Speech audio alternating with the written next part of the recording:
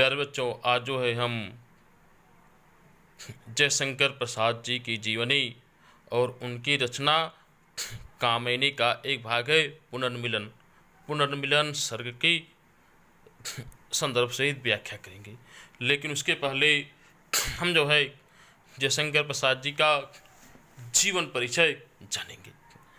जयशंकर प्रसाद जी का जन्म जो है 1889 ईस्वी में काशी के प्रसिद्ध सुहनी साहू नामक एक वैश्य परिवार में हुआ था। इनका घर बहुत बड़ा व्यापार में लगा हुआ था और इनके पिता जो है तंबाकू के बहुत बड़ी पुश्तैनी व्यवसायी थी। बचपन में जो है जयशंकर प्रसाद जी के पिता बाबू देवीदास एवं इनके बड़े भाई की मृत्यु हो गई, जिससे जो है बाल्यकाल में कुछ समय तक इन्होंने स्कूली शिक्षा प्राप्त की। उसके बाद पिता और भाई की मृत्यु के बाद इनकी शिक्षा का क्रम अनवरत ढंग से चलने सका। फिर भी जो है इन्होंने अनेक माध्यमों से हिंदी, अंग्रेजी, अरबी, फारसी और बांग्ला, संस्कृत का अच्छा ज्ञान प्राप्त कर लिया। प्रसाद जी के जीवन में अनेक प्रकार की विपत्तियां आई, जो है व्यापार जो है घाटे में चलने लगा। इनकी तीन पत्नियों के लगातार मृत्यु हो गई और जो है बहुत से मुकदमे, पैतृक कार्य का घाटापन और भी अनेक प्रकार के कठिनाइयों के कारण जो है इन्हें जो है धीरे धीरे इन्हें राज्याक्षमा रोग ने घेर लिया और ये उस रोग से पार पाने का इन्होंने बहुत कोशिश किया। उस रोग को दूर करने की बहुत कोशिश किया, बहुत इलाज कराया, लेकिन सन 1937 ईस्वी में मात्र 48 वर्ष की अल्पायु में ही जो है इनका निधन हो गया। जयशंकर प्रसाद जी ने जो है 27 से अधिक कृतियों की रचना की है। इनकी प्रमुख कृति कामिनी के अतिरिक्त जो है इन्होंने और भी कई ग्रंथ लिखे हैं, जिसमें आंसू, लहर और झरना इनकी प्रमुख कृतियां हैं। नाटकों में इन्होंने अनेक नाटकों की रचना किया है, जिसमें एक चंद्रगुप्त, स्कंदगुप्त, ध्रुवसामनी, कामना, जन्मेजय का नागयज्ञ, अजातशत्रु, प्रायश्चित आदि है। उपन्यासों में तितली, इरावती और कंकाल प्रमुख उपन्यास है। कहानी संग्रहों में जो है इंद्रजाल, आकाशदीप आदि और प्रतिध्वनि। निबंध में काव्य और कला। तो इस प्रकार हम देखते हैं कि जयशंकर प्रसाद अपने समय के एक महान कवि और लेखक रहे हैं, नाटककार भी रहे हैं। अब जो है हम जयशंकर प्रसाद के कामिनी से लिए गए पुनर्मिलन नामक खंड का अध्ययन करेंगे। तो इसमें जो है पुनर्मिलन नामक खंड कामिनी, जो कि मनु, श्रद्धा और ईड़ा की कहानी है। तो मनु और श्रद्धा बिछड़ जाते हैं, लेकिन जो है पुनर्मिलन सर्ग में कामिनी, जो कि मानव जीवन की कहानी है, पुनर्मिलन सर्ग में श्रद्धा का मनु से कैसे मिलन होता है और किस प्रकार से मनु के पुत्र मानव को लेकर के श्रद्धा जो है अंधेरी रात में जाती है, उसका स्वप्न सही साबित होता है और वह जो होती है मनु को पा लेते, मनु से उसका मिलन होता है। तो सबसे पहले हम इसका संदर्भ देखेंगे। प्रस्तुत पद्यांश हमारी पाठ्यपुस्तक हिंदी के काव्यखंड के पुनर्मिलन नामक पाठ से लिया गया है। इसके रचयिता बाबू जयशंकर प्रसाद जी हैं। अब इसमें हमने अभी इसके बारे में थोड़ा सा बताया है। अब इसके बाद इसको हम देख रहे हैं। चौक उठी अपने विचार से, कुछ दूर गति धुन सुनती, इस निस्तब्ध निशा में कोई चली आ रही है कहती, अरे बता दो मुझे दया कर, कहाँ प्रवासी है मेरा, उसी बावले से मिलने को डाल रही हूँ मैं फेरा। रूठ गया था अपनेपन से, अपना सकीन उसको मैं, वह तो मेरा अपना ही था, भला मानती मैं किसको। यही भूल अब सूल सदृश जो साल रही मेरे उर में, कैसे मिल पाऊंगी कैसे पाऊंगी उसको मैं, कोई आकर गदेरी।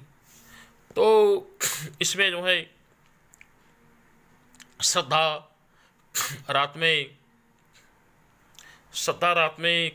एक स्वप्न देखती है कि उस स्वप्न में उसे दिखाई देता है कि मनु जो है घायल हुए रास्ते में अंधेरे में पड़े हुए हैं, और उस स्वप्न को देख करके वो चौंक उठती है और वो जो होती है अपने पुत्र मानव के साथ लेकर के उस अंधेरी रात में मनु की खोज में चल देती है।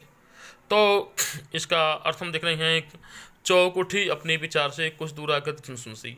श्रद्धा जब अंधेरी रात में अपने पुत्र मानव को लेकर चलती है तो अपने विचारों में अपने ख्याल में खोई हुई रास्ते पर चली जा रही है। तभी उसको कुछ आवाज़ सुनाई देता है, जिसको सुन करके वह अचानक चौंक जाती है। इस निस्तब्ध निशा में कोई चला आ रही है, कहती, अरे बता दो मुझे दया कर, कहाँ प्रवासी है मेरा। तो जो है ईड़ा प्रदेश की रानी ईड़ा प्रदेश की रानी ईड़ा जो होती है उसको कुछ दुखी व्यक्तियों की आवाज़ सुनाई देती है दूर से, और दुखिनी श्रद्धा थी।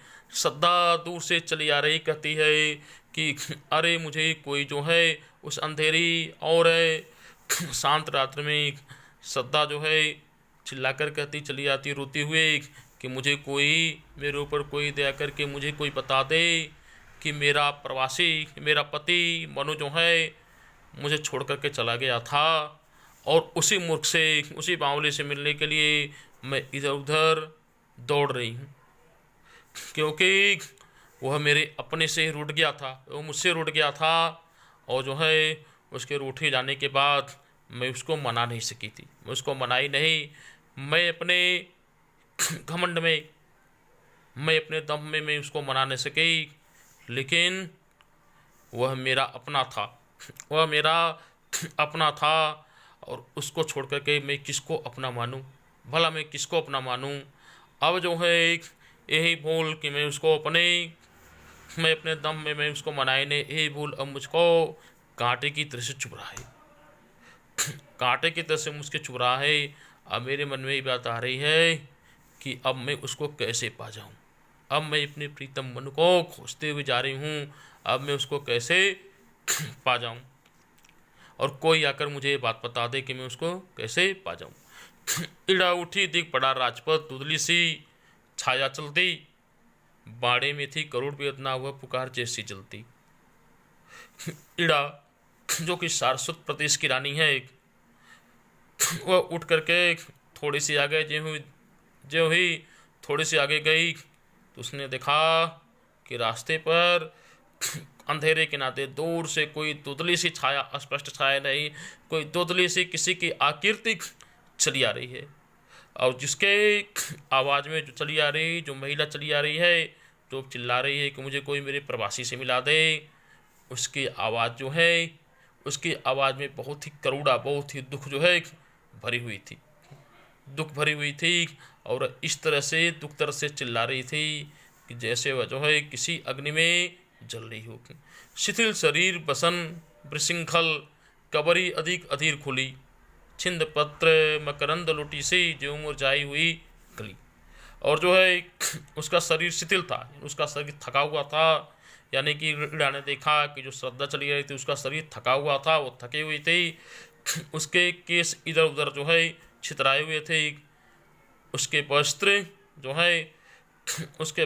है खुल गए थे, उसके वस्त्र अस्त वस्त्र खुल गए थे, और इस तरह से लग रही थी जैसे किसी खिले हुए पुष्प के पत्ते इधर उधर बिखर गए हों, और उसके मकरंद को किसी ने लूट लिया हो। नवकोमल अवलंब हाथ में, वह किशोर अंगुली पकड़े, चला आ रहा मौन धैर्य सा, अपनी माता को जकड़ी। ईड़ा ने देखा कि उसके साथ कोई नया किशोर बालक, कोई अभी किशोरावस्था में पहुंचा हुआ कोई बालक है, जो श्रद्धा की अंगुली को पकड़े हुए उसके पीछे पीछे चुपचाप धैर्य के साथ चला आ रहा है, अपनी माता के हाथ को जोर से पकड़ करके चुपचाप चला आ रहा। थके हुए थे दुखी भटोही, वे दोनों ही माँ बेटी। वीणा कह रही है कि वे दोनों माँ बेटी, कवि जयशंकर प्रसाद कह रहे हैं कि वे दोनों माँ बेटी, यानी कि मानव और उसका पुत्र, मानव और उसकी माता, मानव और उसकी माता श्रद्धा, दोनों जो है थके हुए थे। दोनों पथिक जो हैं, दोनों राही थके हुए थे, और वो जो हैं दोनों भूले हुए मनु महाराज को, महाराज मनु को, जो उनको भूल चुके थे, जो भूल से इधर उधर भटक गए थे, उन महाराज मनु को वो दोनों मिलकर के खोज रहे थे। अब इसके आगे अगला भाग हम जो है कल देखेंगे, और इसकी संदर्भित व्याख्या बताई गई है। आप लोग संदर्भित इसकी व्याख्या करेंगे, जो कि कर दिया जाएगा उसको करेंगे। जयशंकर प्रसाद का जीवन परिचय, उनकी रचना के बारे में भी आप लोग अध्ययन करेंगे।